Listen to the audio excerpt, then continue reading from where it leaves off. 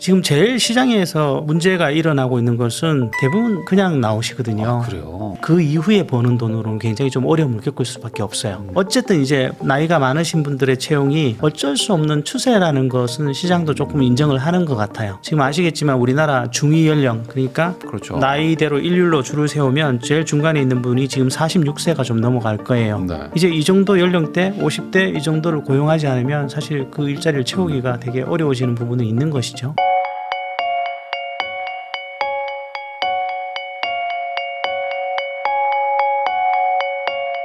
안녕하세요. 부익남TV의 부익남입니다. 최근 늘어나는 이제 기업들의 희망퇴직 때문에 뭐 이제 설왕설래가 많습니다. 이 고용 불안에 대한 고민도 있고 또 어떻게 노후 준비를 해야 되는지에 대한 고민들도 다 있으실 것 같아서 모셨습니다. 사람과 직업연구소 정도영 소장님과 함께 최근 고용시장의 분위기부터 우린 또 어떻게 노후 대비를 해야 되는지 한번 이야기 나눠보겠습니다. 소장님 안녕하세요. 안녕하세요. 네. 저희 채널도 처음 나와주셨는데 간단하게 한번 소개해 주시면 좋을 것 같습니다. 저는 퇴직자들의 재취업 상담과 노후 설계를 상담하고 있는 사람과 직업연구소의 정도영이라고 합니다. 뵙게 돼서 반갑습니다. 재취업도 이제 얘기도 해주시고 그다음에 뭐 노후 대비에 대한 얘기들도 해주시는데 네. 사실 요즘에 이제 저희 채널 댓글에 제일 많이 달리는 게 이제 대기업에서 희망퇴직 엄청 하고 구조조정하기 때문에 지금 경제 진짜 안 좋다 이런 게 정말 많이 달리거든요. 실제로 요즘에 뭐 희망퇴직이나 구조조정하는 대기업들이 좀 늘었다고는 들었는데 실제 그런지 그리고 그분들은 퇴직하고 어떻게 좀 살게 되시는지 좀 궁금합니다. 일단 작년이 조금 많이 나오신 것 같아요. 2024년에? 네, 2024년에 좀 많이 나오신 듯한 느낌이 들고요. 원래 그동안은 뭐 알게 모르게 그런 것들이 있어도 조금 눌러놓는 상태였다면 작년에는 이유는 정확하게 모르겠는데 그냥 편하게 좀 내보내는 조치를 취하는 느낌? 네, 이런 것들이 좀 있었던 것 같아요. 그러면 2년, 3년 전보다 뭐 유의미하게 는 거예요? 뭐 얼마나 늘었다 뭐 체감되는 느낌이 어느 정도죠? 그 예를 들면 뭐 퇴직자들이 보통 1000인 이상 기업에서는 퇴직을 하시면 전직 지원 의무화라고 해서 재취업 서비스를 받게 되거든요. 네네네. 근데 그 서비스를 받는데 참여하시는 분들이 확실히 좀 늘었다는 느낌은 좀 있고요. 네. 예. 그리고 시장 분위기가 몹시 안 좋아진다라는 느낌은 좀 피부로 느끼고 있어요. 예. 그럼 나오시는 분들의 어떤 걱정하는 그 수준도 더 많이 올라가겠네요. 나 재취업할 수 있나? 일단 제일 고민이 실체도 좀 힘들 수 있지만 실체보다 사람들의 불안감이 훨씬 커지는 느낌을 좀 받아요. 예. 네. 특히 뭐 시장도 어렵고 국제 경제도 되게 미국에서 누가 한 소리만 해도 이쪽에서도 막 신경을 쓰는 분위기다 보니까 뭔가 똑같은 상황이라도 훨씬 더 힘들다라는 느낌들을 개인적으로들 받는 것 같아요. 그러면 그분들이 이제 퇴직을 어쨌든 예정자거나 뭐 퇴직하신 분들일 테니까 이분들이 실제 그 재취업을 다들 원하시는 거죠. 이제 완전히 뭐 은퇴를 가겠다 하시는 분들은 거의 없죠. 이 나이대에. 그렇죠. 희망퇴직자들이 평균적으로 보면 뭐 요즘은 뭐 좀 빨리 나오면 40대도 나오는 경우도 있고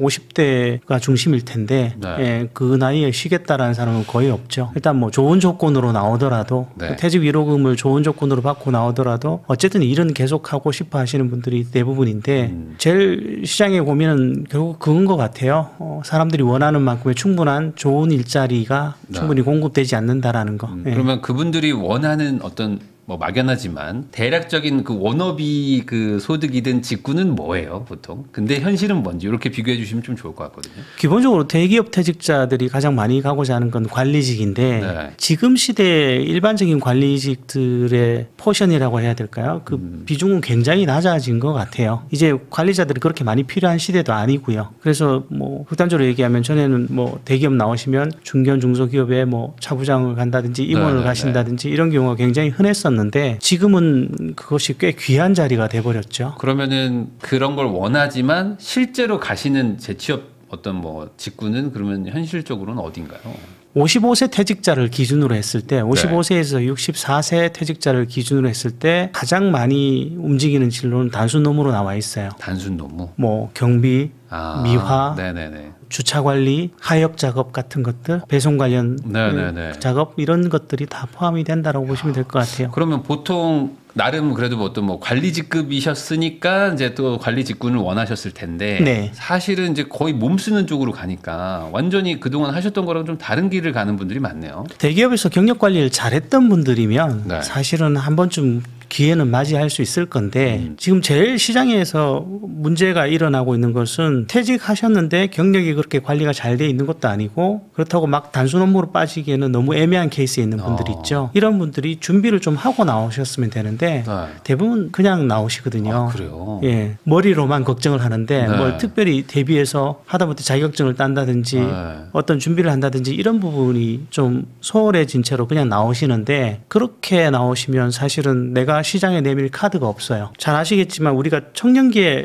시장에 진입할 때에 비해서 40, 50대에 퇴직을 하시면 일자리에 좋은 일자리의 폭은 훨씬 줄어들어 있잖아요. 근데 이 사람들이 그 자리로 다 갈 수가 없다라는 거죠. 그러면은 그분들 아까 대부분 다 준비가 안 돼 있다고 하셨는데 네. 뭐 예를 들어 준비된 분들이 한 10%도 안 되는 수준인 건가요? 뭐 그러니까 경력이 좀 다른 데로 가실 수 있겠다 싶은 분들이 많이 없어요. 그 살릴 수 있다는 분들이. 최근에는 일반적인 관리를 하셨던 분들에겐 기회가 좀 적어지는 느낌이고요. 자기 분야가 명확한 분들, 약간 전문 분야가 뭐 예를 들면 분들. 기술 분야라든지 네. 개발 분야라든지 아니면 영업 쪽이라든지 쉽지 않네요. 이런 것이 명확한 분들이 좀 가게 되는데 특히 이제 대기업 쪽이야 뭐 관련 업체에서 한 번쯤 그렇게 거쳐갈 수 있다고 하더라도 중견이나 중소기업 쪽에서 나오신 분들이 진짜 훨씬 많잖아요. 네네.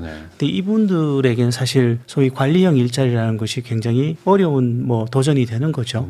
그러면 아까 뭐 나이가 뭐 40, 뭐 50에도 나오시는 분들이 있다고 했는데 네. 그분들이 이제 은퇴를 안 하고 다시 재취업을 하려고 되게 노력하시는 이유는 당연히 뭐 돈 때문이겠죠. 어떤 노후 대비가 안 됐다. 이게 가장 큰 걸까요? 일단 돈 문제가 제일 큽니다. 가장 대표적으로 우리나라 경력 모델 같은 것들을 좀 보면 일단 초기 직장 진입 연령이 굉장히 높아요. 지금 같으면 남성은 29세가 넘는 것으로 알고 있고요. 네. 여성은 27세가 넘는데 네. 그렇게 늦게 진입하거든요. 다른 나라에 비해서. 그런데 우리가 흔히 가장 돈을 많이 번다라고 알려진 주된 일자리에서 재직 기간이 짧아요. 보통 13, 14년 정도의 통계치가 나오는데 부를 축적할 만한 기간이 많지 않다라는 40대 거죠. 초중반이네요, 거의. 뭐 많아야. 예, 지금 통계적으로 잡히는 건 2022년 통계를 보면 49.3세예요. 네. 주된 일자리 이탈 연령이. 근데 이렇게 나오시는 분들의 절반 정도가 55세에서 64세 정도 되시는 분들을 확인해 보니까 절반 정도가 비자발적으로 나온다라는 거죠. 비자발적으로 나오고 그때 이후로 임금 하락폭이 굉장히 커지는데 네. 그렇게 되면 이제 저축을 한다든지 또 다른 노후 준비에서는 사실 그 이후에 버는 돈으로는 굉장히 좀 어려움을 겪을 수밖에 없어요. 그러면 기존의 경력을 살린다라고 말할 수 있는 분들은 뭐 대략 몇 % 정도의 느낌인가요? 지금 제가 정확한 통계는 기억이 안 나는데 한 30%대 그 정도였던 기록이 하나 있었던 것 같아요. 그럼 다른 분들은 거의 그냥 자기 경력과는 무관한 어떤 단순 노무나 뭐 이런 걸로들 많이 간다 이렇게 봐야 되는 거군요. 아까 말씀드린 것처럼 5에서 64 쪽에서 계신 분들이 가장 많이 진입하는 경로는 단순 노무 쪽이라는 통계가 나와 있어요. 그 다음으로 들어가는 쪽이 서비스 종사자고요. 서비스 종사자는 좀 특이한 것이 여성의 비중이 압도적으로 높아요. 네. 뭐 대표적인 일자리가 요양보호사나 간병인 뭐 아니면 보험, 미용 뭐 이런 쪽 판매 이런 쪽들의 일자리들인데 이쪽이 그 다음으로 알려져 있고요. 마지막 세 번째가 이제 제조 라인이나 장비 운영 뭐 이런 쪽인데 그렇게 세 부류로 나눠져 있어요. 그럼 남자분들은 좀 단순 노무, 여자분들은 좀 서비스 업 쪽으로 그쪽이 좀 거죠? 많죠. 준비가 안 된 케이스라면 사실 그게 현실적으로 많이 만나게 되는 기회라고 볼 수 있어요. 제가 최근에 어디서 뭐 봤는데 그 50대 넘어가면은 경력이나 자격증 같은 게 좋아도 회사에서 이렇게 좀 고용하는 걸 되게 꺼려한다. 뭐 이런 얘기들 때문에 어떤 분들은 뭐 저는 뭐 되게 좋은데도 안 돼요. 뭐 이렇게 얘기하는 어떤 그런 인터넷 뭐 글 같은 걸 봤거든요. 이게 좀 어느 정도 맞는 얘기인가요? 그러니까 나이 때문에 아예 안 뽑으려고 하는 것도 있을까요? 일단 제가 제 고객 때문에 전화를 하는 경우가 있어요. 업체에. 네. 이 경력이 딱 맞는 사람인데 이분 혹시 지원할 수 있겠냐라고 물으면 제일 먼저 나오는 답변 중에 하나가 그분 몇 살이에요? 라는 질문이에요. 네네. 그분 몇 살인데요? 라고 얘기하면 그 다음에 또 따라 나온 답변이 그분 상사가 몇 살이에요? 라고 나와요. 상사가 몇 살이냐? 예, 현재 아니 그분이 들어가게 될 직장의 상사가 몇 살인데 나이 그분보다 때문에. 많을 수는 없지 않느냐 이렇게 때문에. 되는 거죠. 예. 그러면은 현실적으로 상사분들이 대부분 어리지 않을까요? 맞아요. 그게 문제죠. 그러니까 우리나라의 그 장유유사라는 개념이 네. 사실 사회적으로 요즘은 얼마나 지켜지는지 모르겠는데 직장에서는 굉장히 이상한 형태로 드러난다라는 거죠. 근데 이렇게 되면 아무도 나이 문제는 해결을 못 해요. 그렇죠. 근데 여전히 여전히 굉장히 많은 곳에서 나보다 나이 많은 부하 직원은 좀 불편하다라는 인식은 갖고 있으니까요. 혹시 그렇게 했는데도 불구하고 취업을 한 케이스가 있을 거 아닙니까? 나이가 있죠. 뭐 어린 상사 밑으로 들어가는 나이 많은 분들. 그런 경우도 꽤 그랬을 있죠. 때 이게 편견이었구나라고 결론이 많이 나나요? 아니면은 야 역시 나이가 많으면 서로 부딪히는 게 많구나 뭐 이렇게 좀 나오나요? 이게 좀 궁금하긴 합니다. 이거 굉장히 조심스러운 문제인데 네. 일단은 케이스 바이 케이스라는 말씀을 드릴 수 있을 것 같고요. 사람 따라 전혀 다릅니다. 사람 따라 다른데 그렇게 그러니까 나이 많으신 분들을 내 밑에 고용했을 때 좀 불편해한다는 것은 개인의 억측만은 또 아닌 것 같아요. 왜냐하면 나이가 들수록 자기 주관이 좀 뚜렷해지시다 보니까 네. 잘 안 맞는 것에 대해서 뭐 신입 같으면 진짜 어린 신입 같으면 무조건 오케이 하고 그냥 숙이고 들어가서 따라갈 텐데 이게 안 되는 분들도 좀 있거든요. 특히나 내가 지내온 가정이 좀 대단하셨던 분일수록 네. 지금의 이 환경이 납득이 안 되는 그런 문제들은 꽤 생길 수 있어요. 뭐 우리 흔한 말로 그런 경우 있잖아요. 새로운 직장에 갔는데 그분들이 알게 모르게 이 회사를 한 방에 뭉개버리는 표현들이 좀 나올 때가 있죠. 대표적인 게 내가 예전에 다니던 회사에서는 상상도 못할 일이야 뭐 이런 것들이 그런 얘기를 실제로 상상 못할 일이어서 했을지라도 네. 그런 말 하면 안 되는데. 그렇죠. 네. 그거는 적어도 현재 내가 접한 회사와 시스템을 다 한 방에 뭉개버리는 게 네. 되는데 그게 알게 모르게 자신의 어떤 프라이드가 그런 식으로 조금 비틀어져서 나오는 것일 수도 있어요. 그러면 거기 대표님이나 뭐 상사분들 좀 불편할 수 있죠 이게 아무래도. 알게 모르게 좋아 보이지는 않는다라는 거죠. 그렇구나.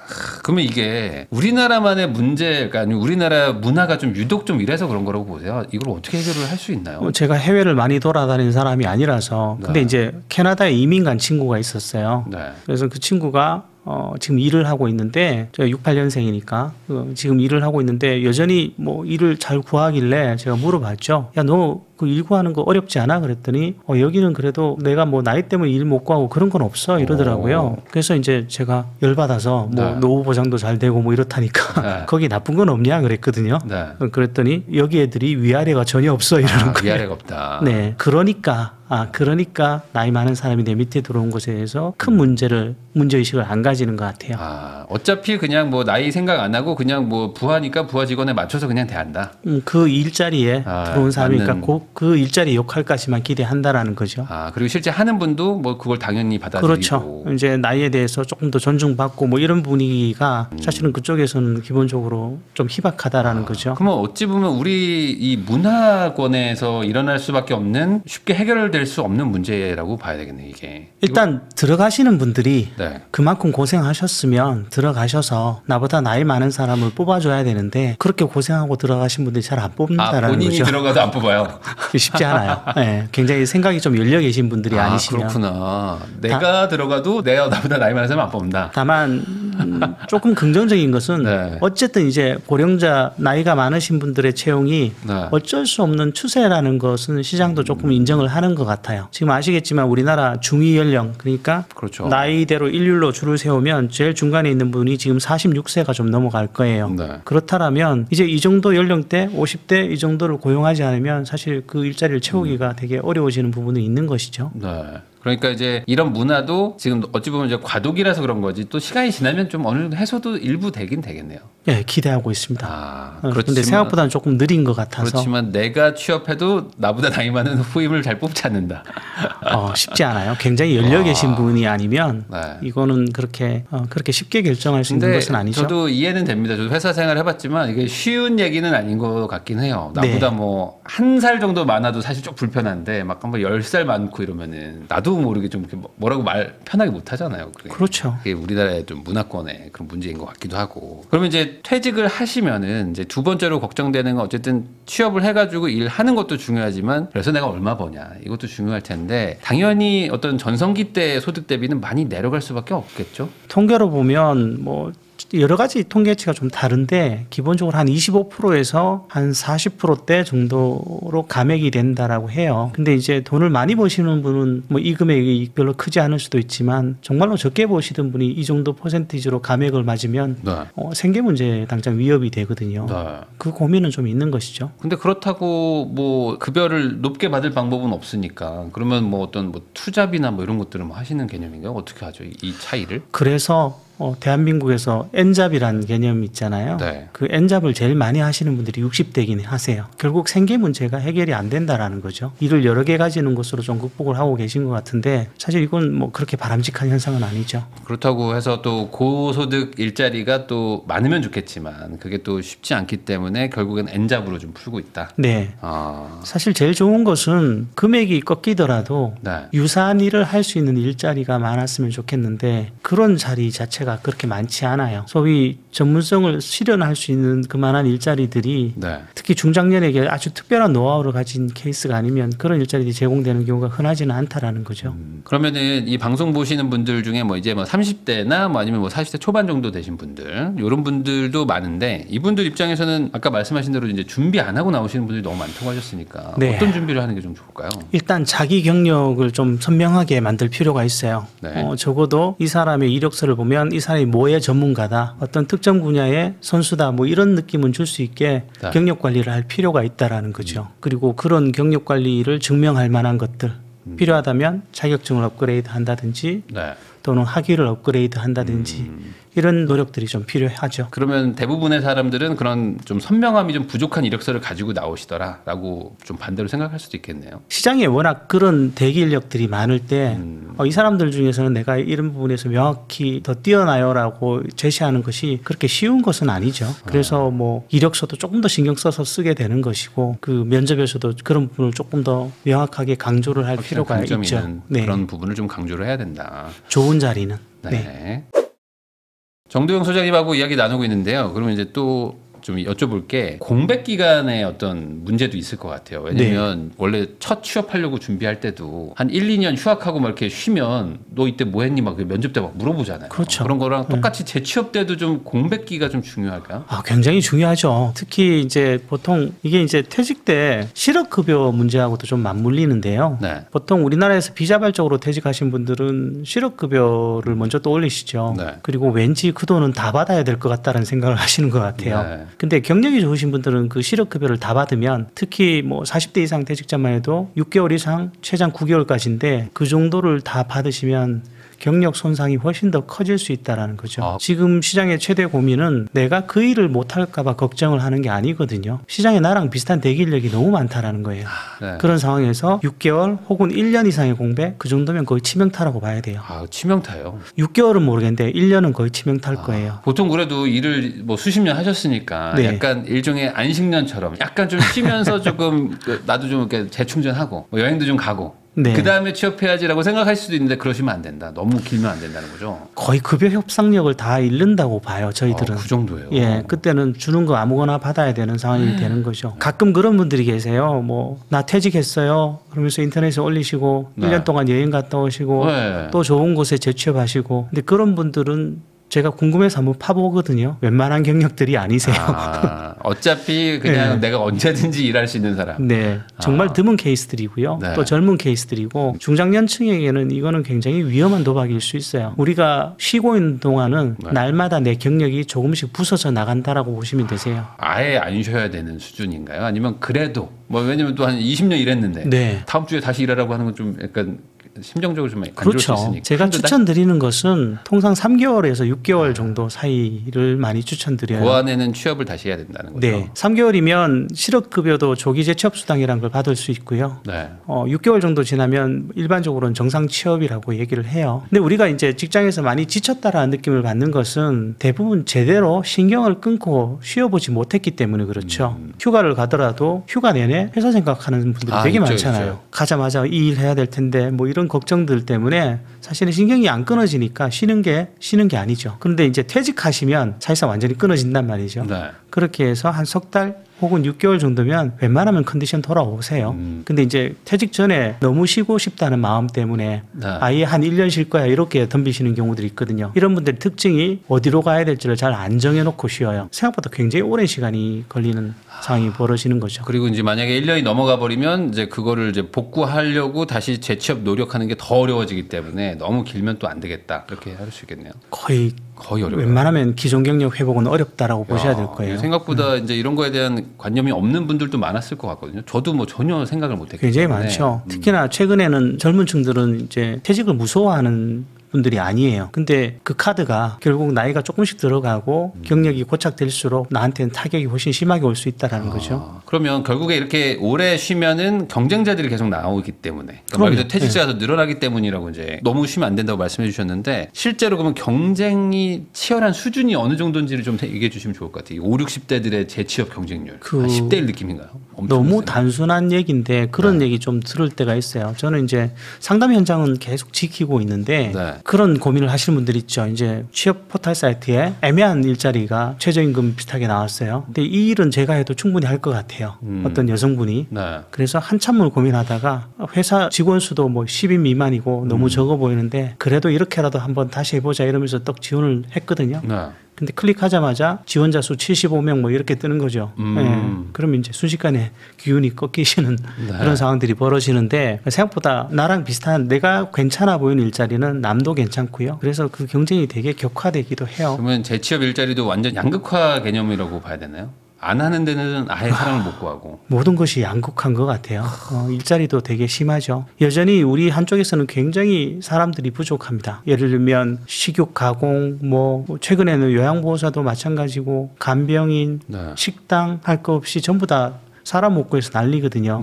그렇다고 그 단순 노무들이 금액이 약하지도 않아요. 제가 알기로는 서울 지역 같으면 식당에서 일하시는 여성분들, 저희 뭐 식당 아줌마라고 부르시는 그분들이 서울 같으면 웬만하면 300 정도는 줘야 되거든요. 근데 못 구하거든요. 쉽게. 그래서 지금 외국인 들여와야 된다 이 얘기 나오고요. 올해부터인가 지금 요양보호사가 들어오고 있을 거예요. 외국인 요양보호사가. 이런 것들이 계속 늘어나는 상황인데 사람들은 이제 그쪽에는 눈높이를 맞추고 있지는 않으신 거죠. 그 말은 그렇게 힘든 일을 할 바에는 차라리 쉬겠다라는 개념인 건가요? 아니면은 기다리면 결국에 더 좋은 일이 나타나겠지라는 막연함인가요? 둘 다입니다.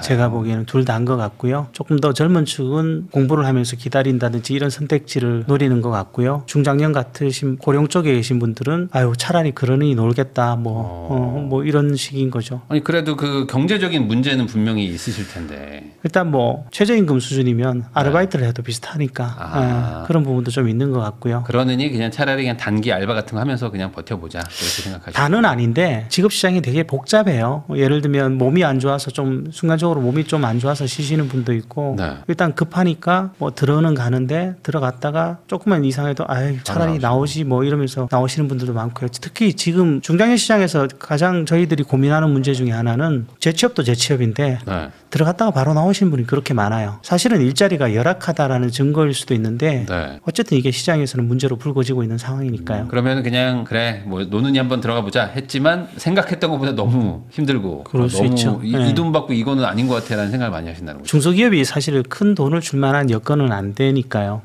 근데 그런 얘기들이 있지 않습니까? 인터넷에는 돈을 더 줘봐라 그러면 뭐 사람 못 구하냐 이런 얘기들 막 항상 하고 야, 그 돈 받고 그거 할 거면 편의점 알바하지 뭐 이런 얘기들이 막 달리거든요. 그런 거가 이게 해소가 될까라는 것도 참 막막한 것 같기도 하고. 근데 그 돈을 주면 현실적으로 제가 알기로는 중소기업들이 버티기가 힘들어요. 한 명만 주는 게 아니고 다 줘야 되니까. 뭐 그렇죠.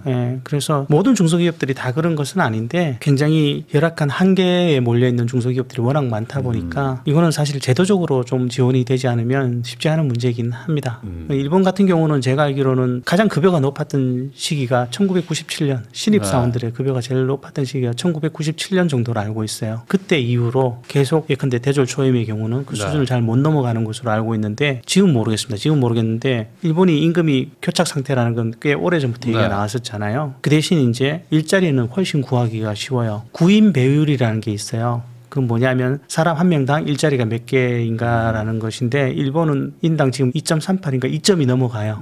근데 한국은 0.58인가 그렇거든요. 모자란다라는 거죠. 그러니까 일 자체가 부족한 나라라고 볼 수도 있고 그 안에서도 또 가고 싶은 그 직군은 더 적고. 그렇죠. 그러니까 조금 괜찮다 싶으면 뭐 수십 명이 몰리는 게 뭐 당연한 일일 수도 있겠네요. 초임이 이제 4천 뭐 이런 4천 혹은 그 이상도 얘기가 나오는 게 우리나라잖아요. 그러다 보니까 그 자리에 대한 경쟁은 엄청나게 엄청나게 치열한데 그 밑에 것들을 바라봐야 했을 때 오는 그 심리적 박탈감 같은 것들이 굉장히 세질 수밖에 없죠. 그러면 현실적으로 어찌됐든 간에 뭐 기술 같은 거나 자격증 같은 걸 빨리 뭐 구축을 해가지고 뭐 다음 더 좋은 직군으로 갈 수 있으면 가는 건데 그게 안 된다면은 아까 말씀하신 어떤 단순 노무나 서비스직에 만족하고 일을 할 수밖에 없는 것도 현실 아니겠습니까? 근데 맞죠? 이게 네. 안 되는 거는 그냥 차라리 배고프겠다. 이건 못 낮춘다. 이런 마음이 더 크신 건가요? 이게? 그러니까 우리나라의 경우 장기 실직자라고 불리는 경우는 보통 6개월 이상을 장기 실직으로 구분을 하는데 네. 장기 실직자들의 경우는 사실상 타협이 안 되는 거예요. 안 돼요, 이게. 네, 완전히 일자리가 없다라기보다는 적어도 시장에서 지금 주는 일자리와 타협할 마음이 안 생긴다라는 거죠. 그러면 길어질 수밖에 없죠. 그 얘기는 일단 본인이 내밀 수 있는 카드는 한계가 있다라는 것인데 네. 시장이 주는 것은 또 받아들일 마음이 안 생기니까 이렇게 생각하시는 분들이 하필 돈까지 있다라면 창업으로 직행하시는 경우들이 많이 차라리 생기죠. 창업을 간다. 예. 근데 아시다시피 창업 네. 생존율이 그렇게 높지가 않잖아요. 네. 거의 첫 창업은 실패를 전제하고 설계를 하셔도 저는 나쁘지 않다라고 봐요. 그 정도예요. 3년 정도 버티시는 확률이 44점 몇 프로일 거예요. 44.8% 정도인 걸로 기억을 하는데 굉장히 낮다라는 거죠. 근데 이분들이 똑같은 조건에서 다시 재취업을 하면 한 번 망했다가 다시 재취업을 하면 확률이 거의 2배 가까이 올라가요. 버티는 확률이. 네. 왜 그러냐고 봤더니 경험이 쌓여서인데 네. 그 얘기는 달리 얘기하면 처음 들어갈 때 정말 아무 생각 없이 들어가는 경우가 그렇게 많다라는 거죠. 아, 그러니까 이게 아까 말씀하신 것처럼 이제 눈높이를 낮추기보다는 차라리 있는 돈에 대출 좀 받아서 창업을 해서 관리직 개념으로 내가 시작을 하겠다. 뭐 내가 뭐든 직원보다도 그러니까 그런 게 조금 더 강하다고 봐야 되겠네요. 타인들의 선망의 시선을 많이 받다 보면 사실은 이제 자신도 모르게 그런 것들을 의식을 안 하기가 쉽지는 않죠. 아, 내가 어디 그러다가- 부장이었는데 갑자기 단순 노무한다고 하면 좀 뭐하니까. 그거는 사실은 개인들마다 차이가 있어서 뭐라고 말은 못 하겠는데 쉬운 일은 분명히 아닙니다. 그래서 그런지 몰라도 우리나라 자영업 비율도 되게 높다고 하는데 이제 뛰어들었다가 망한다는 얘기는 사실 그동안 많이 들으셨단 말이에요. 일반 그렇죠. 회사원분들도. 네. 그래서 나는 창업 안 한다 하시는 분들도 많았을 텐데 그런 분들도 결국에는 창업으로 가게 되는 이게 계속 악순환이 반복되고 있는 건가요? 우리나라 40, 50, 60 창업자 수가 전체 창업자 수의 30%에서 50% 선을 왔다 갔다 할 거예요. 높네요. 네, 높아요. 그 중에 상당수가 본인이 좋아서 창업하는 케이스가 아니에요. 다른 대안이 없으니까 그렇다고 막리를 하기도 그렇고 이 상황에서 이제 마지못해 선택하는 것 중에 하나일 수도 있다라는 거죠. 왜냐면 제가 음식점이나 어떤 이런 카페나 이런 데 가보면은 딱 한 50대 정도 되신 어떤 남자 사장님인데 이분이 왜 음식점을 하고 있지? 왜 내가 그런 느낌을 받을 때가 많아요. 그러니까 전혀 어떤 서비스 마인드가 없으시기도 하고 근데 왜 하시지? 하면서 보면 이제 손님도 별로 없고 네. 뭔가 약순환이 계속 되는데도 불구하고 이게 안 깨지는군요. 그냥 뭐 어찌 보면 수천만 원 날릴 각오를 하고 그냥 다 들어가시는 거예요. 본인은 왜 우리 복권 살 때 그렇잖아요. 복권 사면 늘 이거 당첨되면 어떻게 하지? 뭐 이런 고민을 그러니까. 하시고 사잖아요. 당첨될까봐 걱정하시고. 네. 근데 창업할 때는 사실 실패보다는 성공을 먼저 그리면서 들어가시죠. 네. 근데 놀라운 거는 사실 저는 예전에 프랜차이즈 지사장 일도 해봤었고 제 자신도 창업을 몇 번 해봤지만 네. 현장에 가면 보이거든요. 하루만 가도 이 가게가 앞으로 잘 될 것 같아 안 될 것 같다가 보통은 보이잖아요. 네. 네. 근데 당사자만 그걸 잘 못 보는 경우들이 꽤 있어요. 결론적으로는 그러니까 재취업을 추천하시는 거죠. 창업보다는 이게 어떻게 봐야 될까요? 당연히 재취업이 우선입니다. 물론 내가 뭐 다시는 그쪽 일을 하기 싫어, 그렇게 남 밑에서 일하기 싫어 이러시면 다른 네. 문제겠으나 일반적이라면 자금 운용하고 비슷하죠. 네. 자산의 운영을 할 때도 우리가 나이 들어서 무리한 도전은 피하라 그러잖아요. 그런 것처럼 일자리 역시 마찬가지죠. 재취업은 돈은 못 벌지언정 그것 때문에 내가 가지고 있는 기존의 자산에 큰 손상을 그런 건 입고 이런 없죠. 건 없으니까. 네. 뭐 창업도 뭐 최근 동향 같으면 최근에 이제 창업 중에서는 사실 머리를 잘 쓰고 준비를 잘 하시면 큰 자본 안 들이고 할 수 있는 가벼운 창업들이 많아졌죠. 네. 예를 들면 지금 하는 유튜브조차도 사실은 시작 때는 아무래도 좀 더 가볍게 네. 시작하실 수 있으니까. 네. 근데 그런 것들이라면 도전을 해도 크게 말리진 않아요. 본인이 준비만 잘 하시면. 근데 큰 돈이 들어가는 창업은 정말로 고민을 많이 하셔야 된다라는 거죠. 그건 한번 잘못 삐끗하면 그렇죠. 내 노후의 기반이 한 방에 다 무너지는 사태가 벌어질 수 있어서 굉장히 신중을 기해야 하는데 의외로 용감하신 분들이 꽤 있죠. 네. 그 프랜차이즈 같은 거를 한다고 하더라도 그걸 하기 전에 최소한 뭐 음식점이든 이런 데서 한번 취업을 하셔가지고 일이라도 해보면 훨씬 도움이 되실 거잖아요. 확실히 굉장히 좋은 질문을 말씀해 주셨는데 저는 창업하실 때 그 얘기 굉장히 많이 말씀드리거든요. 제발 하시려는 분야에 가서 일 좀 해보시고 하시라고. 근데 근데 이게 잘 안 지켜지죠. 여전히 말을 해야 될 정도로.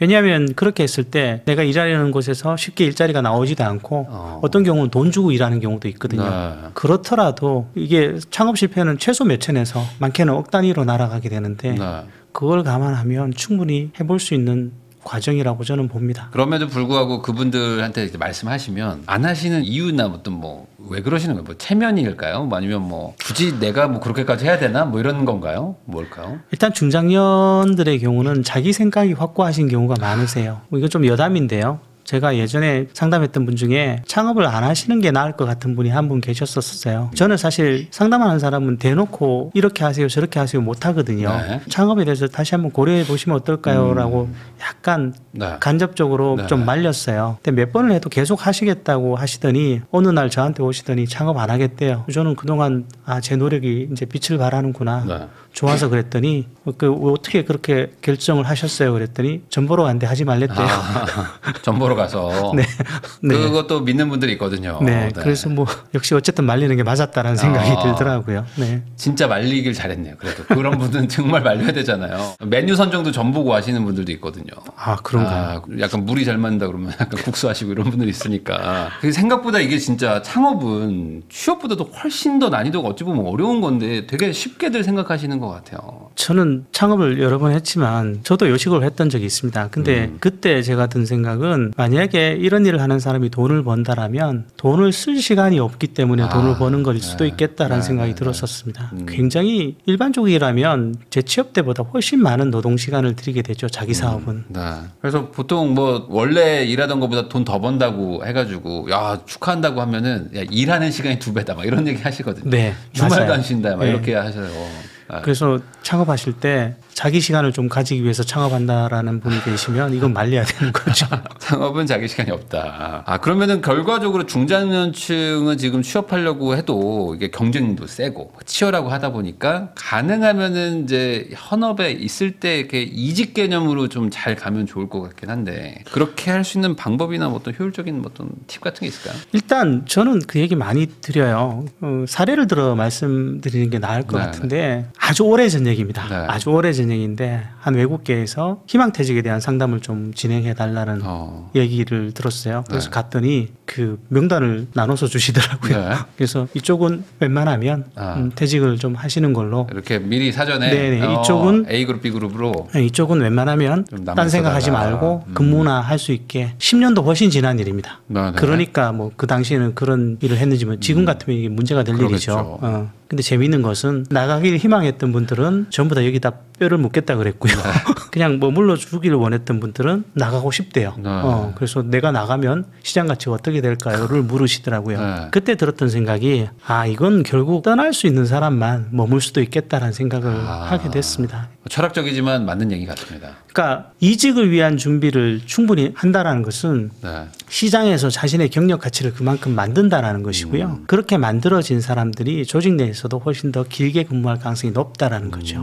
뽑혔다고 해서 남아있을 수 있는 게 아니라 언제든지 떠날까봐 걱정하기 때문에 회사가 잡고 있는 거일 수도 있는 거잖아요. 어찌 보면. 뭐 이 사람은 사실 바깥에 나가도 충분히 일자리를 구한다라면 그거는 자기 조직 내에서도 경쟁력이 있다라는 거니까요. 그래서 사실 가장 좋은 것은 주된 일자리에서 경력을 늘릴 수 있다면 이게 제일 좋은 거겠죠.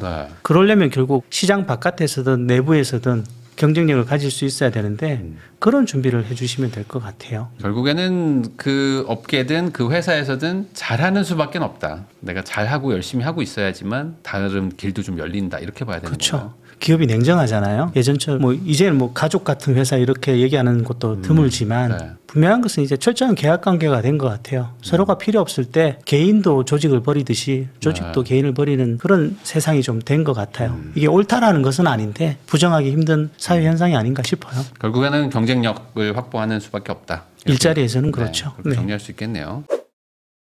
사람과 직업연구소에 이제 정도영 소장님하고 이야기 나누고 있는데요. 그러면 이제 노후 대비도 한번 좀 얘기를 해보려고 합니다. 어쨌든 우리나라 얘기하면 항상 노인, 빈곤 이런 얘기가 막 따라 나오는데 실제 그 퇴사하신 분들이나 아니면 좀 이제 뭐 몇 년 지나고 나서 이제 보면 많이 좀 힘들어하시는 분들이 많은지 아니면 좀 데이터랑 좀 현실은 좀 다른지 좀 궁금하거든요. 많습니다. 사실 양극단에 있는 분들을 좀 뵐 때가 많아요. 네. 아까 말씀드린 것처럼 몇 년 내 대기업 임원 상담도 진행하고 있고요. 네. 굉장히 저소득층에 계신 분들을 뵐 때도 있어요. 예를 들면 40대 후반에 진로를 바꾸고 싶은데 그거를 위한 기반이 되는 자격증을 취득하려고 하니까 돈이 들어간대요. 사실 그렇게 크지 않은 금액이었는데 이 금액 때문에 그런 준비를 못 하시는 분도 뵀었거든요. 돈이 없으셔서. 네. 그러니까 이건 너무 흔한 얘기인데 다만 우리 시대가 굉장히 열악한 상황에 계신 분들은 바깥으로 노출이 잘 안 되는 것 같아요. 사실은 퇴직의 문제를 다뤄도 뭐 대부분 그 대기업이나 뭐 공공기관에서 뭐 잘 나갔던 분들이 일자리가 없다 이런 쪽에 초점을 맞추잖아요. 근데 이제 실제로 보면 대기업이나 공공기관 다니셨던 분들은 본인이 잘만 관리하시면 노후 문제는 얼추 맞출 수 있거든요. 근데 이제 중소기업을 계속 전전하셨던 분들 이런 분들이 사실은 현장에서 가장 괴로운 케이스인 거죠. 그러면 그분들은 이제 재취업해서 일하지 않으면 뭐 몇 달 못 버티는 수준의 어떤 자산 막 이런 분들도 많은 거예요. 그럼요. 예를 들면 2023년 가계금융복지조사에 보면 소득을 5분위로 나누잖아요. 네. 근데 소득 5분위에 계신 분들이 평균 자산이 18억이 좀 넘어요. 근데 마지막 소득 1분위에 계신 분들이 2,400이 채 안 되는 그런 정도 75배가 넘는 차이가 나요. 네. 이러면 뭐 방법이 없죠. 2천만 원이라는 거는 뭐 통장에 뭐 조금 그다음에 뭐 보증금 뭐 이 정도 있는 거니까. 60대 이상은 그런 표현도 써요. 가장 부유하면서도 가장 가난한 세대. 그 자신들 내부에서도 소득 격차가 굉장히 커졌거든요. 네. 잘 아시겠지만 IMF 그다음에 미국 금융위기 그리고 코로나 사태까지 거치면서 이런 큰 변화가 있을 때는 사실 자산이 약하신 분들이 굉장히 더 흔들리게 되잖아요. 네. 그러면서 그 격차가 훨씬 심해진 것 같아요. 그러면은 뭐 어쨌든 요 노인분들 많이 보시고 그리고 실제로 이제 소장님도 이제 그 세대 속에 이제 속해 계시니까 이제 여쭤보는 건데 비슷했던 어떤 사람들이 한 20, 30년 지나면서 이렇게 뭐 갈라지는 거잖아요. 그게 지금 60대에도 자산 양극화가 심하다고 말씀하셨으니까 네. 가장 큰 계기는 뭔가요? 어떤 그런 위기가 왔다는 거를 잘 극복한 사람 아니면 못한 걸까요? 예를 들면 그 위기가 왔을 때 대기업에 속해 있던 사람 혹은 공공기관에 속해 있던 사람과 그 위기가 왔을 때 그 위기에 직격탄을 맞는 중소기업에 속해 있거나 자영업을 하셨던 분들은 완전히 얘기가 달라지는 거죠. 네. 예를 들면 코로나 때 우리가 자금 지원을 자영업자들한테 많이 했지만 근데 사실 그때 이미 한계에 몰렸던 분들은 그전에도 한계에 몰렸던 분들이 많거든요. 그런 것들을 겪으면서 오히려 채무만 늘어나는 그런 상황으로 이어지는 경우들이 꽤 많다라는 거죠. 하긴 IMF 때 교사 공무원 부부 이런 분들은 IMF가 온지도 몰랐다고 하더라고요. 왜냐면 그냥 IMF가 뭔데 이러고 그냥 지나갔대요. 그때 그 막 난리가 났었을 때도. 왜냐면 뭐 급여가 끊기지 않았으니까. 그렇죠. 그러면서 이제 격차는 더 벌어지고 예를 들면 그 당시에 또 여윳돈이 드던 사람들은 굉장히 저렴해진 부동산 같은 것도 매입했을 것이고 그러면서 자꾸 더 벌어지는 거죠. 그러면은 결국에 지금 뭐 은퇴하신 분들도 그렇게 양극화 된다면 지금 40대 50대 분들도 뭐 마찬가지일 것 같기도 한데 이 뭐 나이대가 좀 젊다고 해서 이런 일이 안 일어난 것도 아니지 않습니까? 그 양극화의 차이를 보면 소득 5분위와 1분위 차이를 보면 연령대가 어릴수록 줄어들긴 해요. 근데 그거는 이제 달리 얘기하면 부의 축적 기간도 짧았고 어떤 그 커다란 변화도 아직은 크게 많이 맞지 않아서 그런 것인데 이런 것들이 누적되면서 자꾸 커질 수밖에 없는 구조인 것은 사실인 것 같습니다. 그러면은 앞으로 또 뭐 위기가 오든 뭐 이럴 때 또 극복을 못 하시면 또 한번 또 이렇게 벌어지죠. 그렇죠. 이 변화가 심하게 올 때는 결국 약한 부위부터 터져 나가는 것 같아요.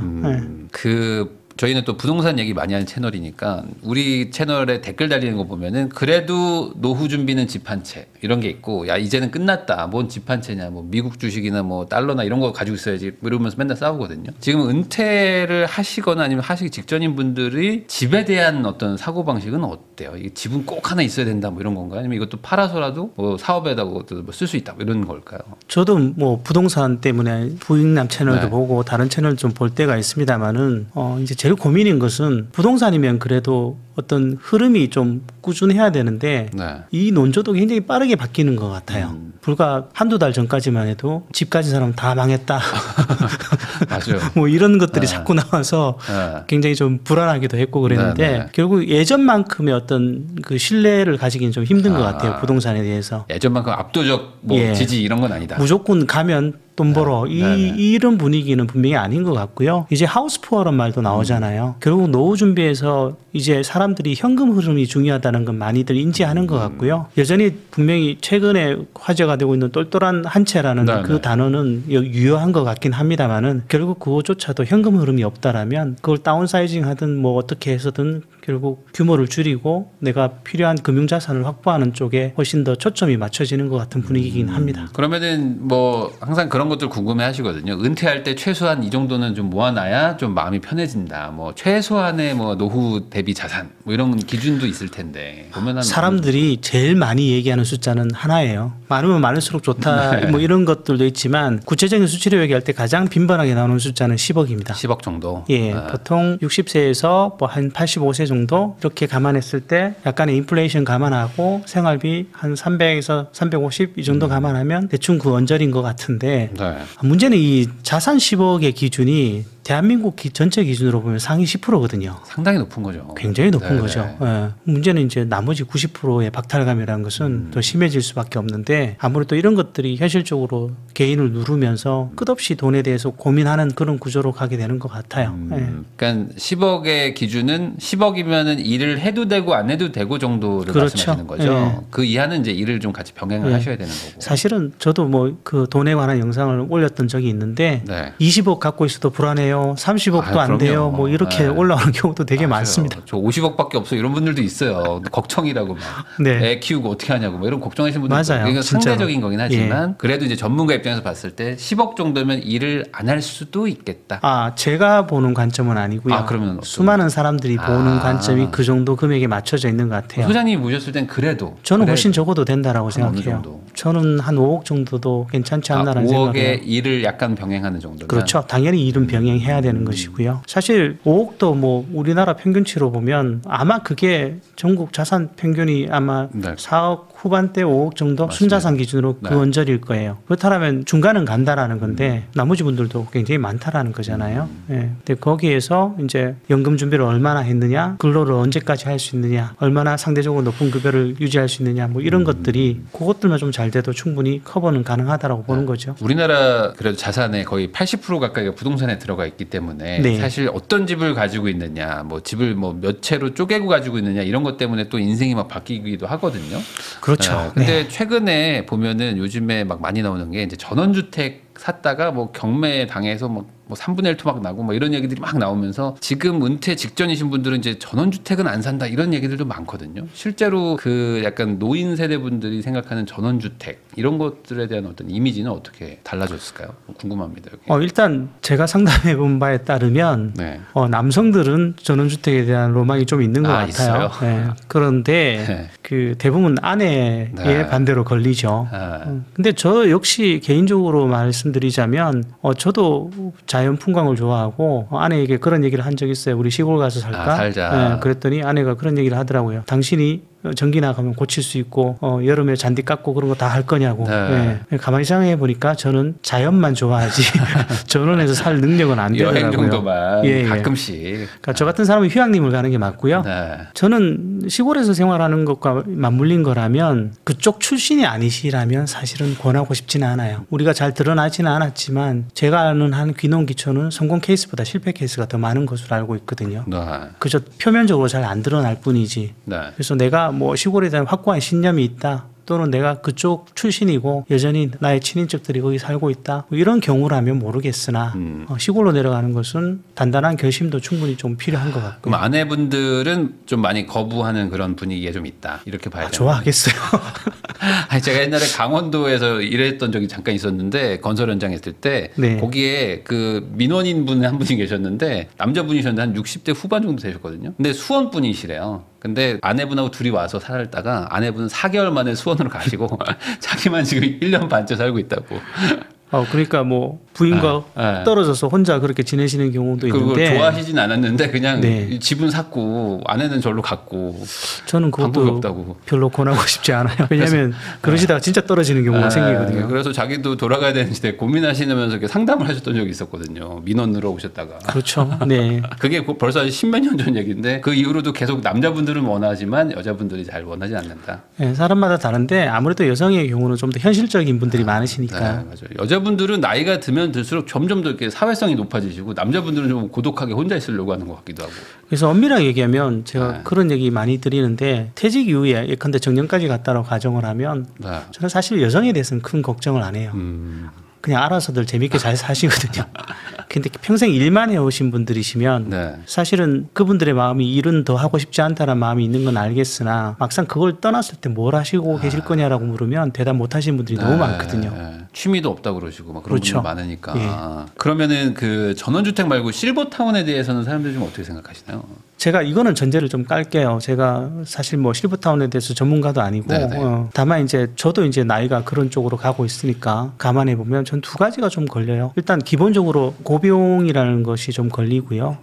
또 하나 걸리는 것은 과연 유사한 또래 집단들만 한 숙소에서 계속 보게 된다라는 것이 그 사람에게 얼마나 도움이 될까라는 생각은 좀 갖고 있어요. 거기다가 더 치명적인 것은 정작 건강이 나빠져서 다른 사람이 필요할 때쯤에는 나와야 된다라는 거죠.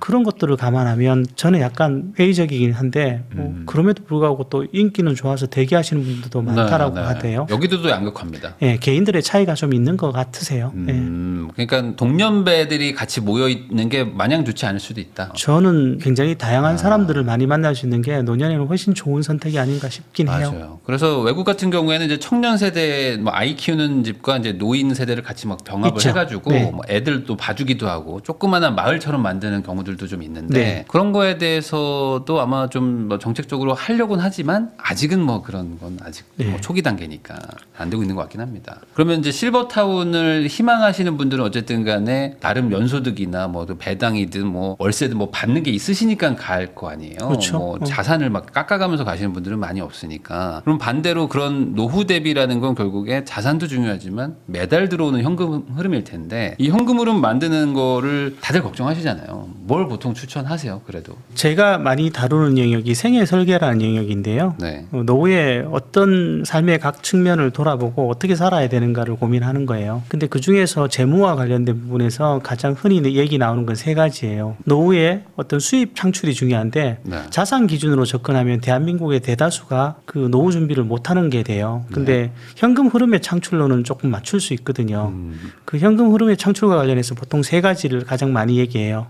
첫 번째가 연금이고 두 번째가 근로고 세 번째가 투자라는 거죠. 그래서 가장 기본은 연금인 것 같고요. 이 연금도 뭐 사실 제가 상담했던 분 중에서는 이거 굉장히 잘 맞춰 놓으신 분은 정말로 잘 맞춰 놓으신 분들이 많아요. 진짜 한 500 정도 나오게 맞춰 놓으신 월 분들. 500씩. 예. 뭐 직역연금 하시는 분들은 개인연금 좀 들고 퇴직연금 돌리고 뭐 이렇게 하면 사실 그 정도 맞추는 거 되시는 분들도 있거든요. 근데 그런 걸 떠나서라도 이제 장기간 근무하시고 이러셨으면 이제 연금만 국민연금만 해도 정년까지 가신다는 가정하에서는 한 150, 200원짜리 뭐 이렇게 되시는 분들이 많으실 거예요. 근데 보통 이제 연금을 혼자 하시는 게 아니잖아요. 배우자와 같이 하시기도 하고 당연히 배우자도 연금을 맞춰 놓으셨을 것이고 거기에 퇴직금을 연금으로 돌리시고 개인연금 한두 개만 들어 놓으셨어도 사실은 연금만 해도 웬만큼 생활 수준은 나오는 거죠.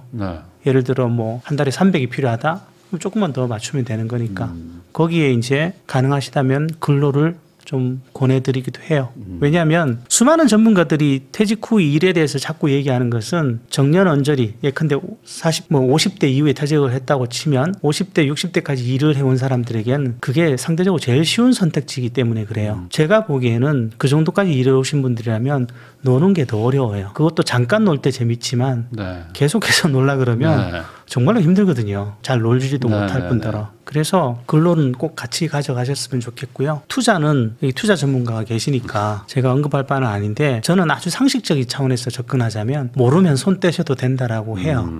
차라리 모르면 내가 굉장히 불리한 입장이나 뭐 이런 특이한 케이스 아니시면 하실 거면 공부하시고 공부하기 싫으시면 차라리 손 떼셔도 된다라고 말씀을 드리긴 해요. 차라리 그런 돈을 뭐 연금이라든지 뭐 이런 것들로 관리를 하자. 퇴직하시면 굉장히 주식 투자하시는 분들 많아지시거든요. 많아지시더라고요, 생각보다. 네. 갑자기 전업 투자하시겠다는 분들도 늘고. 근데 그런 분들이 처음에 들어가실 때 보면 아주 가볍게 들어가세요. 좀 말리고 싶어서 옆에서 보다 보면 제일 많이 하시는 말씀이 이 돈 없어도 되는 돈이에요라고 하시거든요. 근데 그런 돈 좀 있으세요?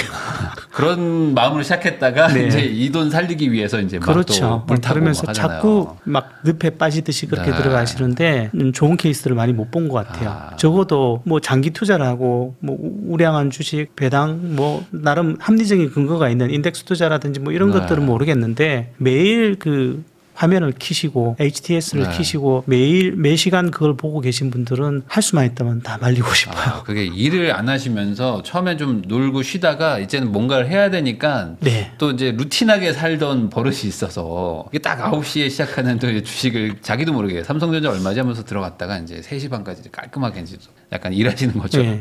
근데 그게 가장 나쁜 것 중에 하나는 그렇게 하셨을 때 돈을 조금 버시거나 하시면 네. 제일 먼저 깎여 나가는 게 근로에 대한 의욕이에요. 내가 이 돈으로 하루에 뭐 몇백도 버는데 이건 내가 한 달 일해봐야 얼마 버나? 뭐 이런 생각들을 하시게 되는 경우들이 있거든요. 네. 이거는 굉장히 길게 보면 황금알을 낳는 거위 하나를 잡는 거나 마찬가지거든요. 네. 하긴 그 매달 들어오는 몇백만 원이라는 게 이제 십수년이 여전히 더 벌 수 있다면 그 그렇죠. 금액도 그거는 사실 투자가 안 된 무자본 수입인데 그거를 이제 무시하게 되는 게 가장 큰 문제다. 그러면은 뭐 현금이나 주식, 뭐 부동산 이런 포트폴리오 자산 배분의 개념으로는 이제 노인분들은 어떻게 좀 배분하는 게 좋을까요? 현금도 있긴 있어야 될 것 같고. 굳이 말씀드린다면 저 역시도 부동산 쪽에 전체 자산의 상당 부분이 몰려 있어서 말씀하신 대로 70-80%이 정도 비중은 좀 위험하지 않나 싶은 생각이 들어요. 그래서 할 수만 있다라면 저는 50% 5대5 정도 혹은 부동산 비중을 나중에는 그보다 더 낮춰도 뭐 큰 문제가 없지 않나라는 생각은 좀 하고 있습니다. 아무래도 우리나라는 좀 이제 집값에 대해서 또 집을 또 내 집 마련해야 된다는 또 그런 것도 강하기 때문에 대부분 이제 은퇴하실 때는 거의 한 70-80%가 다 부동산에 있긴 하시더라고요. 그렇죠. 근데 이제 거의 100%이신 분들도 있거든요. 현금화요. 네, 그건 이거는 진짜 진짜 위험한 것 같아요. 힘든 것 같아요. 네, 그래서 이제 현금이 아무래도 좀 중요해지는 거죠. 점점 노인이 되실수록. 저도 꽤 오래된 낡은 집에서 사는데 낡은 아파트에서 사는데 이 아파트를 팔면 잘 팔릴까? 이런 걱정도 하게 되거든요. 네, 그러니까 현금도 좀 확보하시면서 좀 비중을 좀 낮춰가자 이렇게 얘기해 주신 것 같습니다. 자, 정도영 소장님하고 이야기 나누고 있는데요. 그러면 이제 이런 것도 한번 여쭤보겠습니다. 이제 퇴직이라는 거는 결국에 뭐 저도 아직은 안 해봤지만 은퇴까지는 아니지만 저도 이제 회사를 퇴사하고 이제 다른 일을 하는 입장으로서 퇴사하고 딱 한 2주에서 한 달 정도 너무 좋았거든요. 네. 근데 그 다음에 이제 월급이 원래 들어오는 그 날짜가 있잖아요. 그 날짜가 지나가면서부터 뭐가 안 들어오니까 네. 이게 뭐지? 약간 이런 느낌을 받기 시작하면서 점점 불안해지고 막 이런 것도 있더라고요. 그리고 일이 너무 많았어가지고 퇴사했는데 또 퇴사하고 나면 또 다시 또 막 일만 하고 이러는 게 또 반복되기도 하는 것 같아요. 퇴직 후에도 좀 뭐랄까 좀 건강하게 좀 잘 산다라는 걸 하려면은 뭐가 제일 중요하다고 생각하십니까? 사실 이거는 좀 질문이 포괄적이라서 뭐라고 좀 말씀드리기가 쉽지는 않은데 저는 어쨌든 그게 일이든 혹은 일을 안 하시려는 분들이라면 다른 어떤 활동의 축이 하나는 필요한 것 같아요. 뭐 예. 취미가 됐든 네, 뭐가 됐든. 취미가 됐든 뭐 자원봉사가 됐든 제가 그런 분도 뵌 적이 있거든요. 30대 후반에 돈 더 안 벌어도 되는데 뭐 하면 좋겠냐고. 네. 그래서 그런 분도 뵌 적이 있는데 분명한 것은 일은 돈의 문제만은 아니에요. 네. 만약에 내가 일이 없을 때 내 생활 전반이 망가지는 경우들이 굉장히 많거든요. 그래서 뭐 제일 쉬우니까 일을 고르시면 그걸 할 수도 있을 것이고 만약에 그걸 정말 하기 싫으시다면 다른 축을 만드셔야 되는데 일보다 다른 축을 만들려고 하실 때는 좀 더 고민을 많이 하실 필요가 있어요. 왜냐하면 우린 노는데 그렇게 익숙치 않으니까. 그러면은 뭐 보통은 이제 취미 생활을 이제 하려고들 하시는데 내가 무슨 취미가 뭐 있는 것도 아니고 뭘 해야 될지도 모르겠다 뭐 이런 분들도 있으실 것 같거든요. 뭐 그런 분들하고 상담해 보신 적도 있으십니까? 네. 나 뭐 해야 돼요? 그러면 뭐라고 말씀을 해주세요? 결국 일로 가시는 수밖에 없어요. 결국에 그런 일로 분들이 나중에 확인해 보면 일이 취미였던 분들이 되게 많거든요. 근데 이게 일이 취미다라는 것을 이상하게 생각하실 수 있는데 의외로 우리나라에 좀 있습니다. 정확하게는 다른 걸 접해볼 기회 없이 수십 년을 그렇게 살아서 일하는 게 제일 편한 사람들. 예, 그런 분들은 사실은 일로 복귀하시는 게 더 나으실 수도 있죠. 괜히 굳이 뭐 취미 찾고 이렇게 하시기보다는 뭐 찾아서 쉽게 찾아지고 그걸로 시간을 보내는 게 행복하면 모르겠으되 사실 그런 분들이 뭐 이게 재밌는데 해서 달려들어 보셔봐야 생각보다 그걸로 오래 가시기 힘드시거든요. 네. 이게 원래 어릴 때부터 뭐 꾸준히 해오면 모르겠지만 나중에 그렇죠. 뭔가 안 하면 안 될 것 같고 왠지 은퇴하고도 일하면 좀 뭔가 좀 이상한 것 같아서 이제 굳이 막 찾아보려고 했는데 재미없으면 안 하는 게 차라리 나을 수도 있다. 일을 더 그냥 하는 거죠. 사실은 뭐 남성분들의 경우는 그런 분들이 꽤 많으시긴 하세요. 그러니까 뭔가 막 정처 없이 방황하시는 분들도 좀 있으신 것 같더라고요. 딱히 뭐 할 게 없어서. 보통 이제 살면서 자신을 입증한 것이 일을 해오면서 자신을 입증해왔고 나를 드러내왔던 사람들이니까 아무것도 없을 때 나라는 사람이 어떤 사람인 거지라는 고민을 하시게 돼요. 보통 퇴직 후유증이라고 그러는데 50대 이상 퇴직자 남성 10명 중에 7명, 여성도 한 절반 정도가 이 퇴직 후유증에 시달리는데 이 퇴직 후유증의 가장 큰 고민 중에 하나는 집에서도 사회에서도 나 뭐 하는 사람인지 모르겠다는 거예요. 그러니까 뭔가 명함이 없고 뭔가 그렇죠. 내가 누구한테 뭘 말할 게 없다. 너 뭐 하는 사람이야라고 했을 때 뭐 말할 것도 없고 하는 것도 없으니까. 은퇴했어라는 거는 우리나라 이 정서상 좀 안 되는 건가 보죠. 이게 쉽지 않나 보죠. 이게. 저도 한때 파이어족에 관심을 가진 적이 있는데 그냥 아무것도 안 하는 파이어족은 본 적이 없는 그렇죠. 것 같아요. 네, 맞아요. 뭔가라도 하죠. 뭐 책을 쓰든 뭐라도 하거든요. 글을 쓰든. 파이어족이 좋은 것은 자신이 좋아하는 것을 할 수 있는 자유가 주어진 게 아닐까 싶어요. 근데 좋아하는 일이 없다면 어찌 보면 내가 일을 좋아하는 사람이었을 네. 수도 있다. 그러네요. 인간관계는 어떻게 되는 건가요? 그러면 이게 왜냐면 회사 생활 열심히 하신 분들은 또 이렇게 친구나 이런 분들이 또 뭐 적어졌을 수도 있고 또 서먹해졌을 수도 있는데 은퇴 이후에 좀 바뀌나요? 남성의 인간관계가 제일 고민이죠. 은퇴하시면 퇴직과 동시에 인맥이 한 70~80%가 한 방에 날아가니까 왜냐하면 이러니 저러니도 다 그렇죠. 회사를 중심으로 일을 중심으로 만들어 온 인맥이잖아요. 그래서 그러면 새로운 친구를 만들어야 되는데 이것도 잘 안 되죠. 그래서 고민이 많아요. 특히 말씀하신 것처럼 명함이 없을 때 온전히 개인으로 존재하는데 그러면 대인관계의 스타일이 적나라하게 드러나게 되죠. 내가 직급에 묻혀 있을 때 일의 어떤 권력관계에 묻혀 있을 때 그냥 쉽게 덮여져서 가던 것들이 싹 사라지고 나면 오로지 개인으로서 다른 사람과 얘기하고 소통해야 되고 관계를 맺어야 되는데 이때 자신의 장단점이 여실히 드러나거든요. 근데 저도 옛날에 퇴사를 할 때쯤을 떠올려 보면은 이미 퇴사하신 뭐 부장님들이 갑자기 뭐 밥 사준다고 하면서 그냥 뭐 일도 없으신데 그냥 와서 막 밥 사주시고 막 그랬던 적이 있었거든요. 그래서 뭐 가서 뭐 맛있게 먹고 막 그랬는데 그냥 약간 마음 아직 못 놓으신 분들도 있었던 것 같기도 하고. 근데 어쩔 수 없이 회사를 그만두면은 회사의 인맥과 계속 같이 간다는 거는 현실적으로 좀 어렵잖아요. 뭐 영업 관계 이런 게 아니라면. 어렵죠. 그럼 이걸 어떻게 극복을 해야 될까요? 새로운 관계를 만들어야 되나요? 당연히 본인이? 새로운 관계를 만들어야 되고요. 개인적으로는 이럴 때 많이 추천드리는 것 중에 하나가 온라인 네트워킹이에요. 온라인. 네, 그런데 40, 50대 특히 이제 50대 정도로 들어가면 은근히 이런 부분에 되게 취약하신 분들이 많아요. 회사에서 아예 그런 것들에 대해서 좋게 보지 않았던 경우도 많을 것이고 그러다 보니까 더 안 쓰게 되고 제가 예전에 온라인에서 카페를 운영했던 적이 있었거든요. 40대, 50대를 위한 카페를 운영했던 적이 있었는데 한 몇 년 하다가 그냥 없애버렸어요. 뭐 많지는 않지만 회원수가 한 2,000여 명은 됐었는데 그 카페를 닫은 이유가 수많은 분들이 들어오는 오는데 아무 흔적을 안 남겨요. 그렇죠, 그렇죠. 근데 이렇게 되면 아시겠지만 운영하는 재미가 없잖아요. 뭐 제가 잘못해서 그런 것도 있겠으나 중장년이 이렇게 뭔가를 인터넷에서 자기를 노출하고 이런 것이 이렇게 취약하구나라는 걸 좀 느끼기도 했던 사건이었던 것 같아요. 그러니까 뭐 굳이 오프라인으로 안 만나더라도 온라인 안에서 뭐 어떤 뭐 게시글 같은 것도 쓰면서 뭐 나름 어떤 뭐 관계를 가지고 있는 거가 그래도 좀 나을 수 있다는 그렇죠. 거죠. 저는 사실 제가 마지막에 지금 책을 몇 권 냈는데 가장 최근에 냈던 책은 온라인에서 만난 친구였거든요.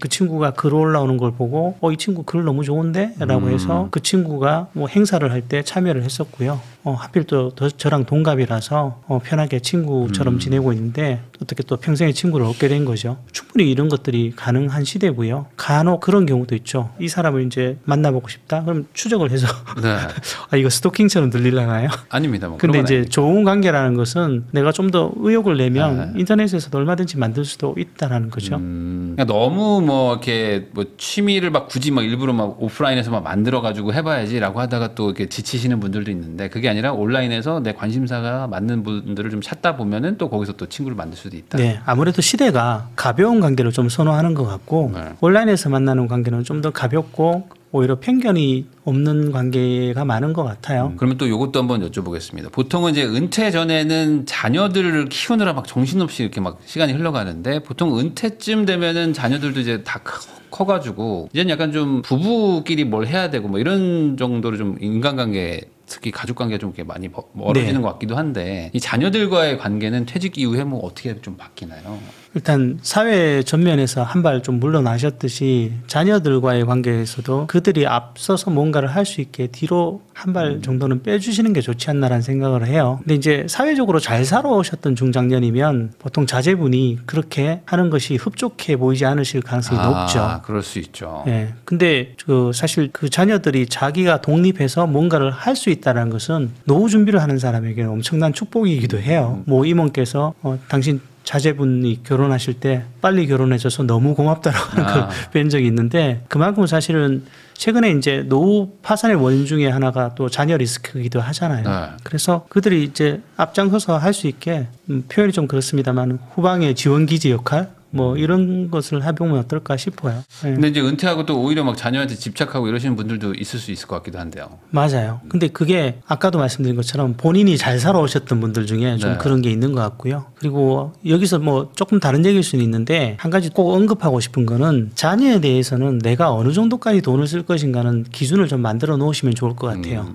왜냐하면 이게 뭐 학비까지는 그렇다 칠 수 있어도 뭐 나중에 결혼 비용 이것도 사람마다 되게 천차만별인데 네. 어떤 분은 이걸 당연하다라고 생각하고 어떤 분들은 당연히 지들이 뭐 학교까지 졸업시켰으면 알아서 하는 거 아니냐 이러기도 하고 근데 이렇게 돈이 나가는 것이 어느 날 회사 다니던 친구가 갑자기 저 회사 그만뒀어요 이러면서 창업해야겠어요 라고 얘기를 한다라면 네. 도대체 어느 선까지 이런 부분을 지원할 것인가라는 것은 고민이 될 수밖에 없거든요. 그러면 노후 자금이 먼저겠죠? 우선은 내 노후 대비하는 자금이 먼저고 남은 돈을 자녀 지원한다고 생각하는 게 우선 맞을까요? 저는 그게 맞다라고 봐요. 장기적으로는 자녀에게도 도움이 되니까. 대신에 이제 자녀에 대해 해줄 수 있는 지원 같은 것은 자녀와 좀 공유를 하는 게 좋지 않을까 싶기도 합니다. 내가 해줄 수 있는 선은 여기까지다. 여기까지다. 아빠 좀 더 안 되나요? 왜 이렇게? 아빠 혹시 조금 더 안 될까요? 이렇게 딜 들어오면 어떡하죠? 누울 자리를 보고 발을 뻗었다 했죠. 아빠 조금 더 있지 않나요? 막 이렇게. 그게 약간 차이가 나는 것이 지방 같은 곳에서 대기업 다니시는 분들은 보통 자녀분 주택까지도 신경을 많이 쓰시는 분들이 꽤 있으세요. 네네. 근데 수도권 쪽은 그래도 조금 워낙 금액이 높으니까 그런 부분에서는 조금 스스로들을 내려놓는 분위기도 있는 것 같고요. 그러면은 뭐 결혼할 때 내가 얼마 지원해 주는 게 뭐 최대치다. 그 이상은 네. 뭐 너가 알아서 해야 된다라고 차라리 말해주는 게 아이 입장에서도 나을 수도 있을 것 같아요. 그래 나도 이제 인생 계획을 세우니까. 근데 그런 거가 보통 잘 말씀 안 하시잖아요. 부모님들이 야 걱정하지 말고 너 할 일 해. 열심히 뭐 대학교 졸업하면 아빠 알아서 해줄게. 뭐 이런 식으로 말하고 나중에 또 안 해주시거나 못 해주시는 경우도 생기니까. 부모가 돈에 관해서 자녀들과 공유를 많이 해야 한다라고 봐요. 그런 것들이 잘못하면 나중에 쌓여서 상속 분쟁 같은 것들로 연결이 될 수도 있잖아요. 근데 부모 입장에서야 가족들이 오히려 반목하는 것이 가장 슬픈 일일 것이고 그런 부분에서는 좀 투명하게 서로가 공유할 수 있어야 가족 간에도 좀 좋은 관계가 형성되지 않을까 싶어요. 아마 많이 고민들 하시는 것 중에 하나가 결국에 퇴직하면은 결국에는 좀 외로워질 수밖에 없다라는 거에 대한 불안감이 있으실 것 같은데 실제로 좀 그렇게 되시는지 아니면 그런 걸 좀 극복을 잘하는 사례나 예시 같은 게 있으면 알려주시면 좋을 것 같습니다. 이게 연령대가 어느 정도냐가 관건이겠죠. 40대와 50대 퇴직자, 60대 퇴직자는 완전히 얘기가 달라요. 네. 그러니까 뭐 은퇴자라고 할까? 아예 그냥 네. 뭐 나이가 한 60세 제가 그런 분도 뵀어요. 60대 퇴직자셨는데 일주일 내내 일정이 잡혀 계세요. 그러면서 계속 놀기는 좀 민망하니까 일주일에 하루에서도 반나절만 일을 할 수 없겠냐라고. 그래서 제가 그런 말씀을 드렸어요. 일주일에 반나절만 할 수 있는 일은 제가 아는 게 없고 네. 일주일에 한 2, 3일 정도 양보해 주실 수 있으면 그건 찾아볼 수 있을 것 같다.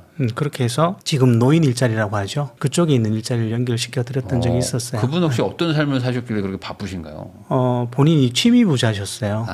워낙 취미가 많으셔갖고 네. 뭐 월요일은 뭐 등산하고 네. 화요일은 뭐 음악 모임 가고 뭐 너무 많은 취미 부자셨는데 그 에너지가 흔한 케이스는 아닌 것 같아요. 결국에는 어떤 사람과의 관계들이 많으면 또 덜 외로워진다 이렇게 해석해야 되는 걸까요? 무조건 저는 뭐 모르겠습니다. 요즘 젊은 세대들이 관계에 대해서 부담을 느끼시는 분들도 많은데 저는 내향적인 사람이라고 하더라도 주변에 사람이 있지 않으면 나이가 들수록 점점 더 힘들어지는 것 같아요. 내향이라고 사람이 필요 없는 게 아니고 그저 더 친한 관계의 소수의 사람들과 관계를 맺으면서 살아가는데 이런 사람들이 주변에 없으면 굉장히 힘들거든요. 노인 문제에 있어서 가장 고민은 돈 문제가 원천적이긴 하겠으나 저는 노인들을 괴롭히는 것은 이 관계의 문제도 정말로 크다고 봐요. 정도영 소장님하고 이제 이런저런 얘기를 많이 나눠봤는데 결국에 이렇게 재테크를 하고 뭐 일하고 뭐 하는 것들도 행복하게 살자라는 어떤 그 큰 틀에서 그걸 바라고 이렇게 하는 건데 네. 결국에 은퇴를 하시고 이제 노년의 단계로 들어가셨다는 거는 이제 말 그대로 행복해야 되는 이제 본격적인 시기가 된 거잖아요. 어찌 보면 이제부터는 행복하게만 사셔야 될 텐데 그런 행복한 노년의 삶을 즐기기 위해서 뭘 해야 될까 아니면 어떤 자세를 임해야 될까 이런 어떤 마지막 조언 이런 거 한마디 해주시면 좋을 것 같습니다. 제가 많이 말씀드리는 거는 마인드를 좀 바꿔보시면 어떨까 싶어요. 예를 들면 내가 열심히 일해왔고 이제 남은 시간 그냥 소소하게 보내야지 뭐 이러실 수도 있는데 그동안 이것보다는 그동안 내가 열심히 가족들을 위해 살았고 사회적인 의무를 다했다라면 이제는 오로지 나를 위해서 한번 시간을 투자해보자 이런 관점이라면 좀 더 노후가 즐겁지 않을까요? 이제는 우리 가족을 위해서 사는 게 아니라 내가 뭘 재밌어하고 내가 뭘 좋아하지 이런 거에 대한 네, 많이 가족을 버리라는 것이 아니라 네. 그동안 많은 다른 것들이 나의 책무나 책임감이 앞서서 있었다라면 이제쯤은 한 번쯤은 나를 위해서 한번 나한테 충분한 시간을 주고 내가 즐거운 것들을 한번 찾아가 보는 그런 노력들을 기울여 보면 어떨까 싶어요. 그런 거를 아마 하고 싶으셔도 어디서부터 시작해야 될지도 모르시는 분들도 많을 것 같거든요. 뭐 예를 들어 뭐 하나 뭐 이거부터 한번 해봐라 뭐 이런 거 있을까요? 이건 뭐 혼자 여행을 가야 될까요? 정말 엉뚱한 얘기인데요. 네. 저는 사실 어디에 살지를 좀 정해 놨거든요. 근데 제가 정한 이유는 몇 가지 조건들이 필요해서 그랬어요. 일단 전국으로 강의를 다니니까 네. 전국을 다니기에 좀 편한 곳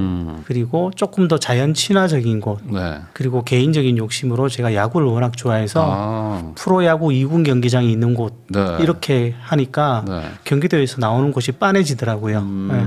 혹시 근데 사모님하고 합의가 되신 건가요? 네. 집사람도 다행이에요. 네, 좋아. 좋네요. 아니 야구를 좋아하는 것은 아닌데 보통 이제 나이 들면 경기도 지역으로 많이 빠져나가시니까 그렇게 내가 좋아하는 걸로 딱 추려보니까 딱 좀 나오는 거네요. 네, 이거는 하나의 예시이긴 합니다. 전혀 다른 접근도 가능하신데 저는 뭐 그렇게 해보니까 말씀하시는 거 들어보니까 사는 지역을 바꿔보는 것도 한번 저는 나쁘지 않을 것 같아요. 뭐 은퇴 기념. 네. 실제로 저는 정말로 조금 나이가 좀 많이 들면 사는 지역을 짧게라도 이제 좀 길게 여행 다니듯이 그렇게 시간을 좀 주고 싶어요. 그러게요. 뭐 한 곳에서 살아서 익숙하긴 하지만 그걸 또 떠나면서 또 새로운 기회들이 생기는 것도 있으니까. 네, 근데 이것도 사람마다 다르긴 해요.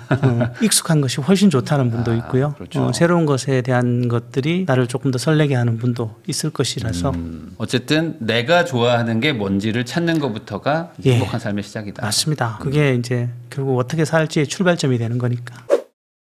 지금까지 사람과 직업 연구소 정도영 소장님 모시고 최근 뭐 고용시장 분위기부터 이제 은퇴 후 어떻게 살아야 되는지 현명한 노후 준비까지 이야기 나눠봤습니다. 귀한 시간 내주셔서 시청해주신 거 다시 한번 감사하다는 말씀 전하면서 저도 소장님하고 인사 나누도록 하겠습니다. 소장님 오늘 나와주셔서 감사드립니다. 네, 고맙습니다.